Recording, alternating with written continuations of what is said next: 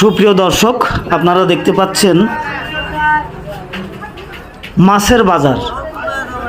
অত্যন্ত সুন্দর করে মাছ বিক্রেতা মাছ বিক্রি করছে। মাছের দাম আজকে অনেকটাই বেশি মনে হচ্ছে। এই বাজারটি তাহেরপুরে অবস্থিত। এই